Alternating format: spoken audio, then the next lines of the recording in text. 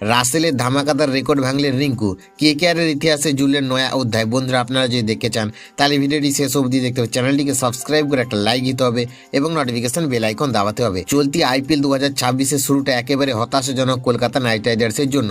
বৃহস্পতিবার সানরাইজার্স হায়দ্রাবাদের বিরুদ্ধে তারা 65 রানের বড় ব্যবধানে পরাজিত হয়। টুর্নামেন্টে এটাই ছিল কেকেআরের দ্বিতীয় ম্যাচ, আর দুটোতেই হারের মুখ দেখতে হয়েছে তাদের। এই ম্যাচে প্রথমে ব্যাট করে হায়দ্রাবাদ 20 ওভারে 8 উইকেটে 226 রানের বিশাল স্কোর তোলে।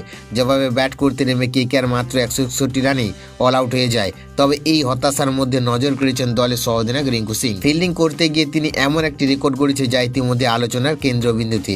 কেকেআর হয়ে আইপিএলে সর্বাধিক ক্যাচ নেওয়ার রেকর্ড এবার তার দখলে। এই ম্যাচে একটি গুরুত্বপূর্ণ ক্যাচ নিয়ে তার মোট ক্যাচের সংখ্যা দাঁড়ায় 41। এর ফলে তিনি ছাড়িয়ে গিয়েছেন আন্দ্রে রাসেলকে, যার নামের পাশে ছিল 40টি ক্যাচ। মাত্র 61টি ক্যাচ নিয়ে এই কীর্তি অর্জন করেছে রিঙ্কু সিং, যা নিঃসন্দেহে বড় মাইল ফলক। তালিকায় এরপর রয়েছে সুনীল নারায়ণ 36 ক্যাচ নিয়ে এবং মনীষ তিওয়ারি 30টি ক্যাচ নিয়ে। তবে দলের পারফরমেন্স নিয়ে চিন্তা বাড়ছে। ব্যাটিংয়ে একমাত্র লড়াই করেছেন অঙ্কৃষ্ণ রঘুবংশী, আর কিছুটা সাপোর্ট দিয়েছেন রিঙ্কু নিজে।